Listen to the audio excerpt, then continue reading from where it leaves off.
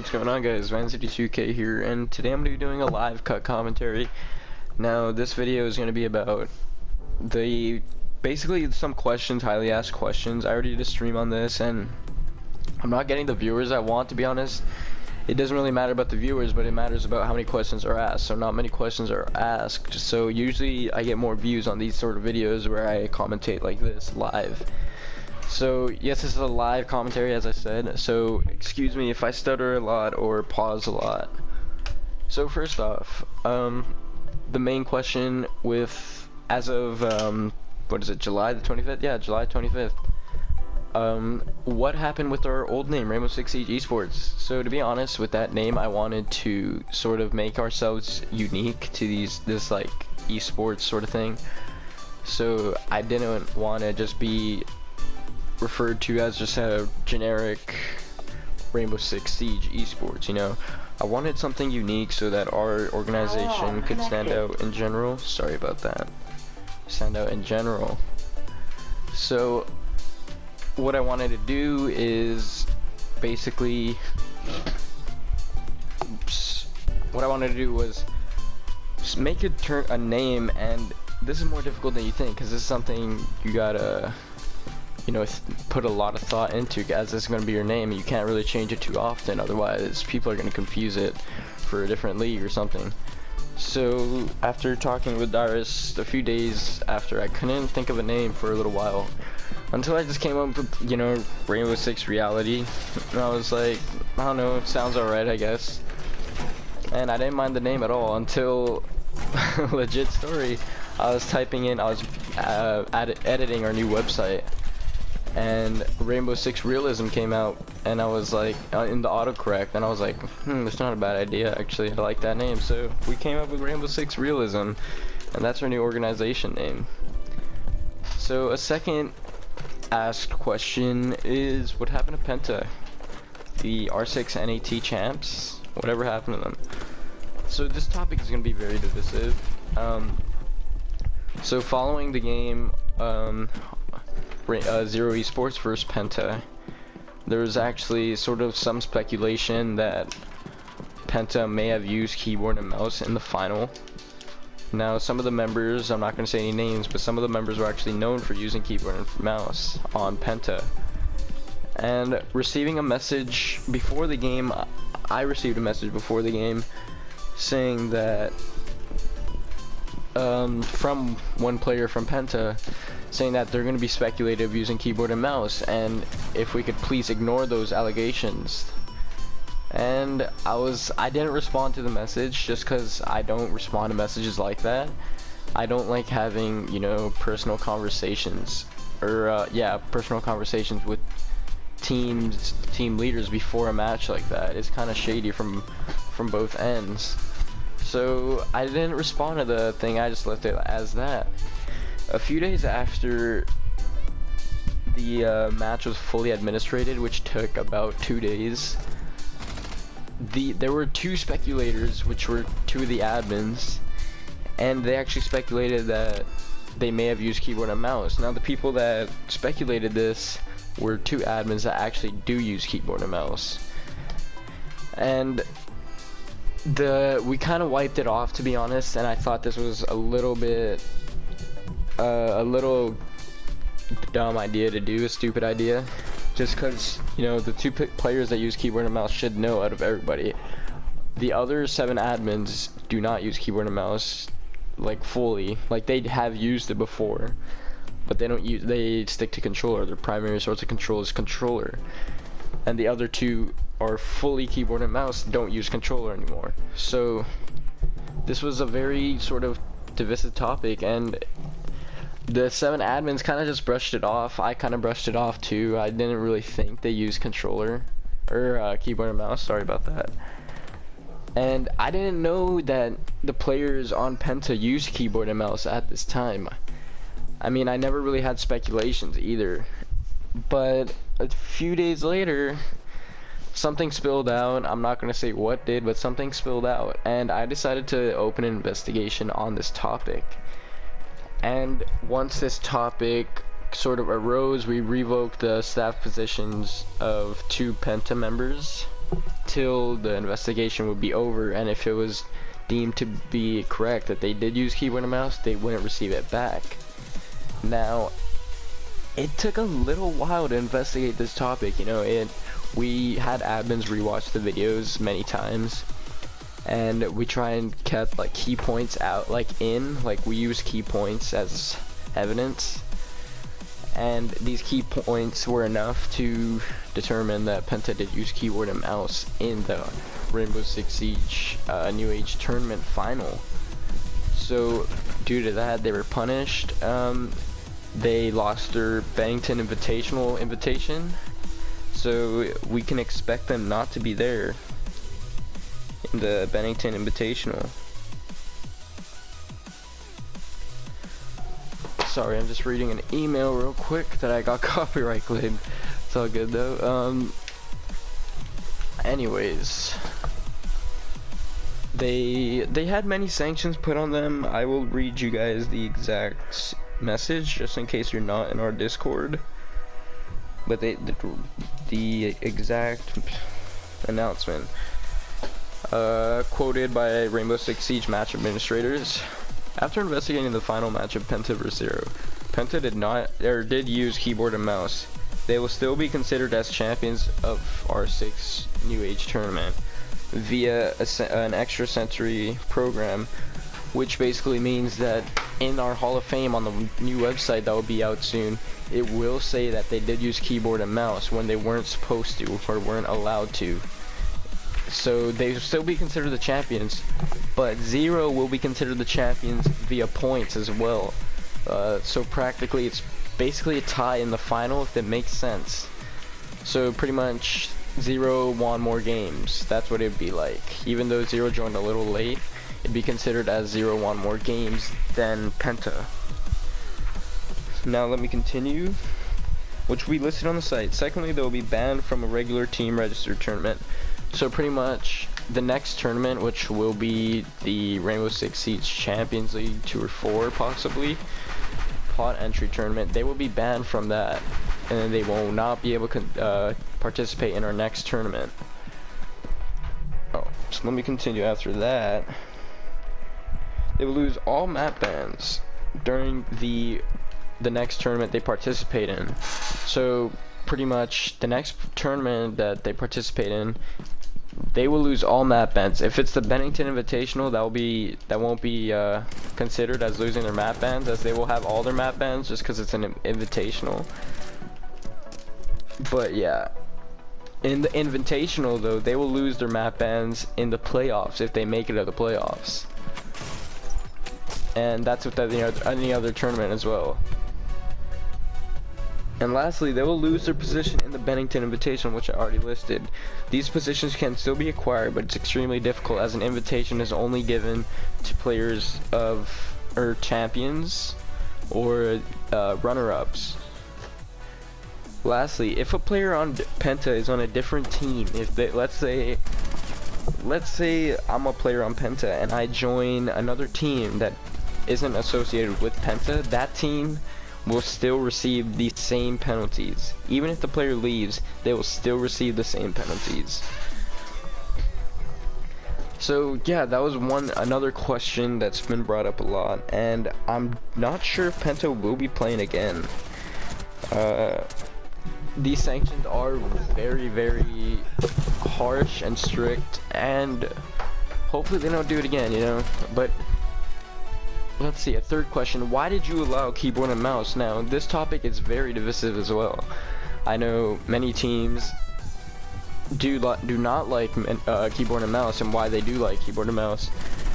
So I started this after the Penta and Zero allegations, just because we didn't even catch this until something spoke out to us. So pretty much we didn't, like, the admins, like, even though we kind of ignored it, even the admins who did use keyboard and mouse said it looks like it, but it may not be.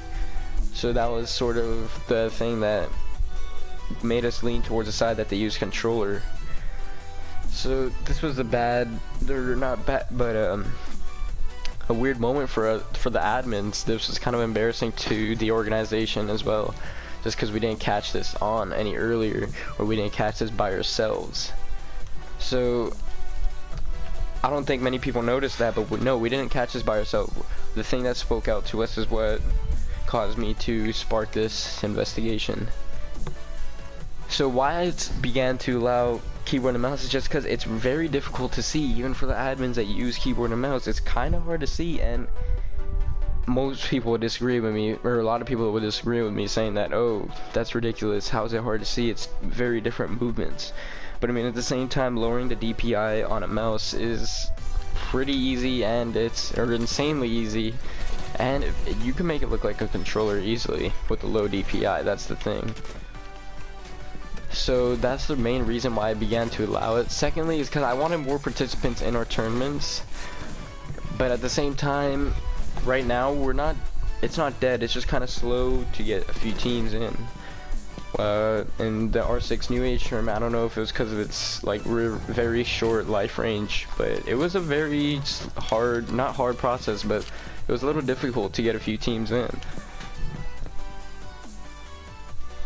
Yeah, but I could go on and on about these sort of keyboard and mouse incidents, and pretty much many teams are beginning to use it, and my personal opinion on keyboard and mouse is that it's ridiculous how it's like another control.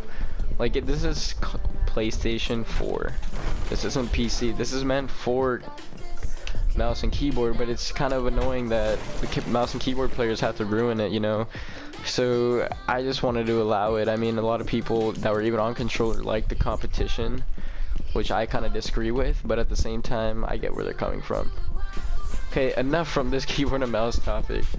What I'm gonna move to now is another question. What's going on with the Elite League? Now this is Wasabi's tournament, if y'all don't know. Wasabi's tournament is called the Elite League. It's not associated with us in any way. We don't sponsor them or anything yet. Or maybe we will one day. Maybe we'll have some sort of little sponsored thing. We won't be conjoining operations, so this is pretty much two different organizations just helping each other out. So what me and Wasabi has is that if you guys don't know, I also manage Wasabi's Discord. Now the reason for this is so I have general knowledge of Discord and everything, and they asked me a favor if I could help them out with adding bots and adding the stuff that'd be on my server to their server, and I said sure, I have no problem with that. So this is why you might see me as this is why I'm the owner of Wasabi's Discord. I'm not the owner of his tournament. He's the owner of his tournament. But with being owner of the Discord, I could manage all the roles, including ours, and help him out way more than I could just being a regular admin.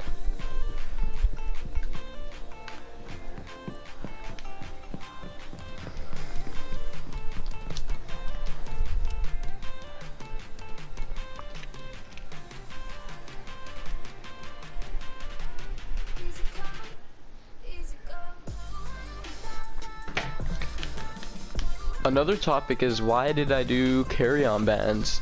Now carry-on bans, I feel like might be a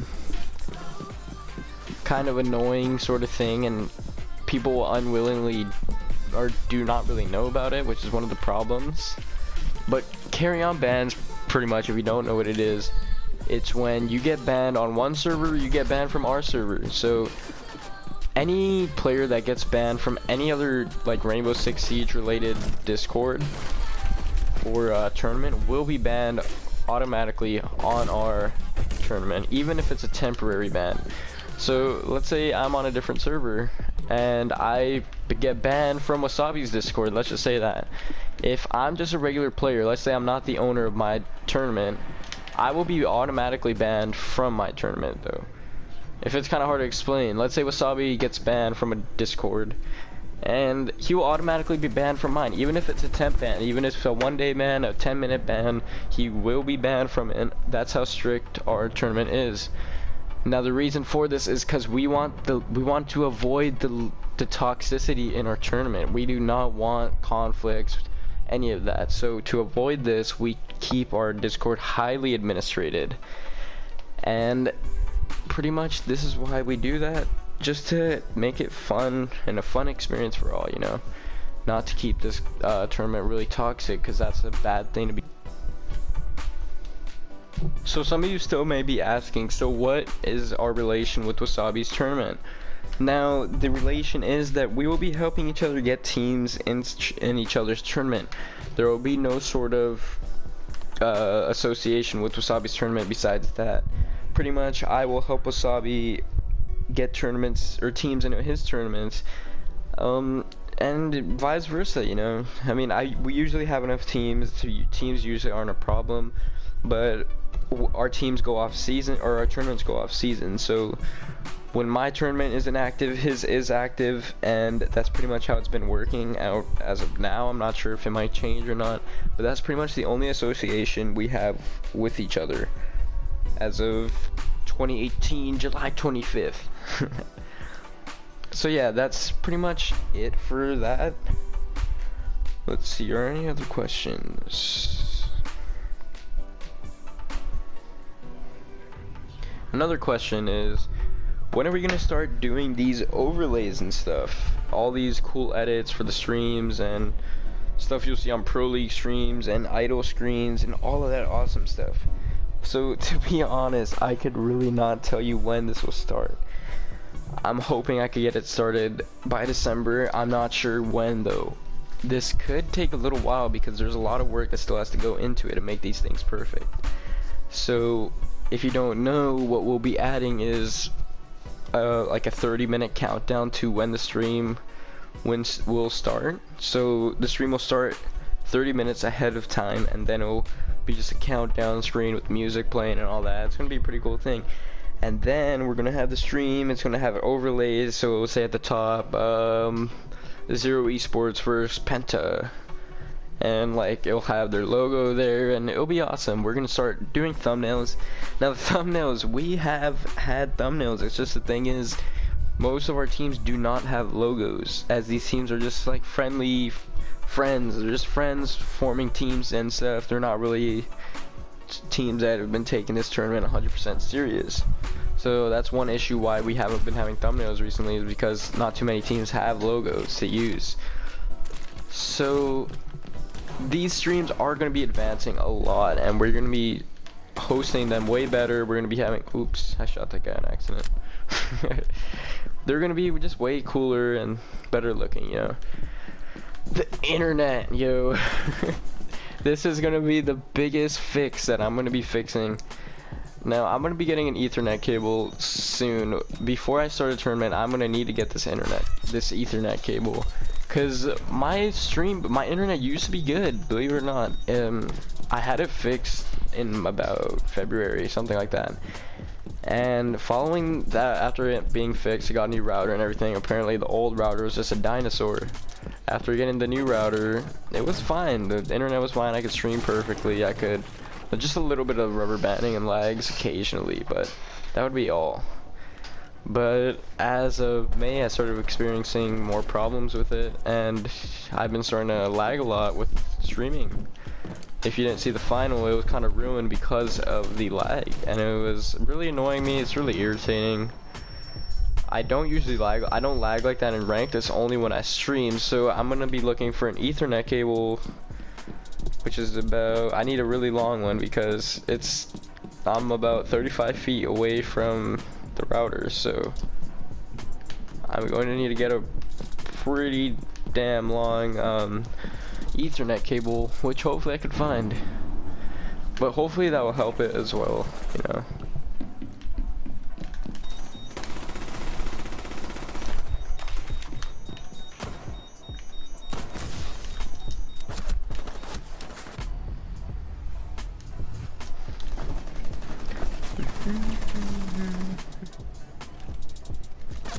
Now another question is, where we will be streaming on in the future.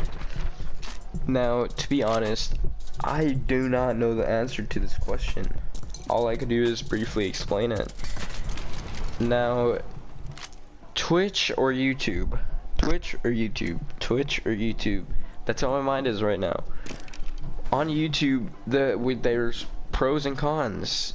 on YouTube I could come out to a larger audience, as we have almost 200 subscribers now. And with that 200 subscribers, I don't think every single one of them will resubscribe to the Twitch, as some of them, you know, they just don't watch our videos as consistently. But when we stream on YouTube, these videos or streams come out in their home page on YouTube as soon as they log in, sometimes the first thing they see, which is the cool part about it. So that's why I've been kind of sticking around at YouTube. I've asked people, what do you prefer, Twitch or YouTube? And most people say YouTube, you know. I'm not sure if I could possibly do a stream on both, but hope maybe I can. I may at the same time or something, but maybe I could do that. I'm not sure how it's gonna work yet. But the pros of Twitch is that there's more stuff I could do with my god, I'm stuttering. This platform is a streaming, or primarily streaming. What am I saying?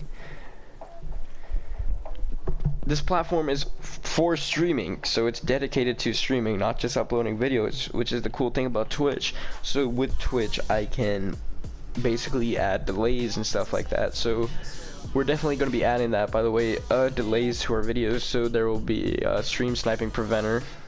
If we go to Twitch, we could delay the stream by about 10 minutes or so, you know, which is the good thing about it.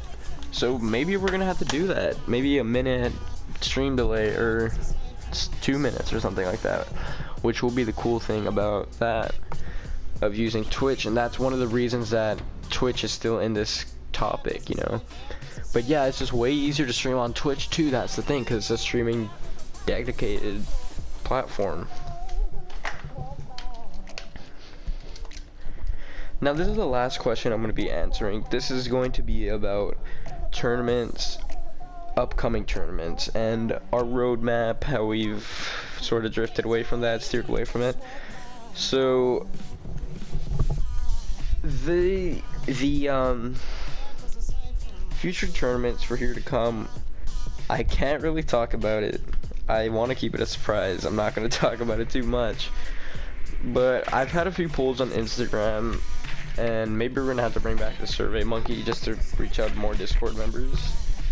But on Instagram, I've had a few polls, and I've had some good ideas there and coming here and there. At the same time, I want to make these tournaments unique, not just something kind of lame, not lame, but generic, you know. So I want to keep them. I want to make some unique tournaments and see if people like them. But at the same time, usually just the generic stuff is what gets people to like the tournaments. So maybe we will keep on doing generic tournaments, or maybe we'll start doing unique ones. You never know. I'm not gonna tell you guys. I gotta keep it secret. Maybe we could do one sort of leak here. Pick and ban tournament coming up. Who knows? Maybe we'll be doing that.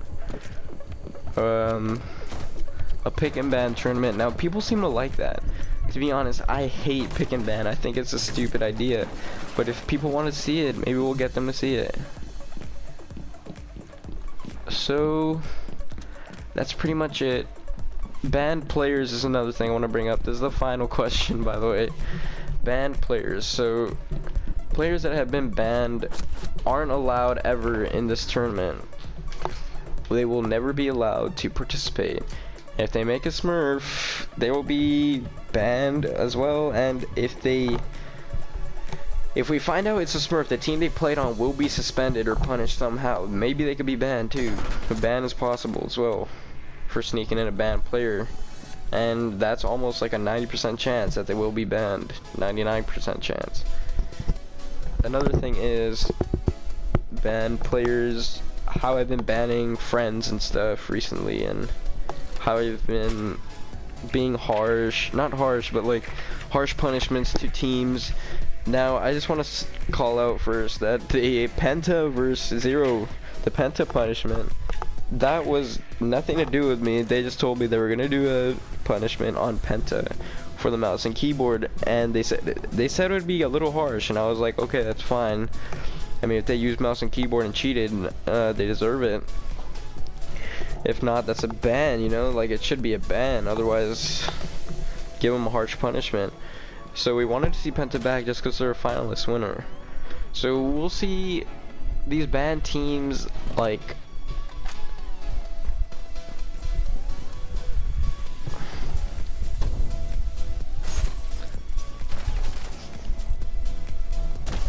usually we don't want to see these teams being banned, these good teams being banned, or the bad teams, you know. We just want to see them come here and play and have a good time, you know, that's what they're here for. But at the same time, you gotta obey the rules, and that's one issue with some of these cheating teams. They don't obey the rules. No, also banning friends of mine and stuff. This hasn't really happened recently. It happened back in about April, March, or something like that, where it did end up banning my own teammates and stuff. But you know, at the same time, I'm not gonna be biased towards my teammates just because they're my teammates or my own players or friends or whatever. If you broke the rules, you broke the rules, and you're gonna have to suffer the consequences, which is all we want in this tournament. It's gotta be fair for everybody. So that's gonna be it for this live commentary. It was a long video. Sorry for stuttering a lot, but I felt the need to upload as this tournament has been not dead, but this channel has been inactive for a month now. So I just felt the need to upload for you guys and answer some questions. If you have more questions, I am so down to do another one of these Q&A videos. Leave your questions in the description or in the comments. Alright, catch you later, guys. Subscribe to the channel, be the 200th subscriber, and I'm dropping a donut in casual later.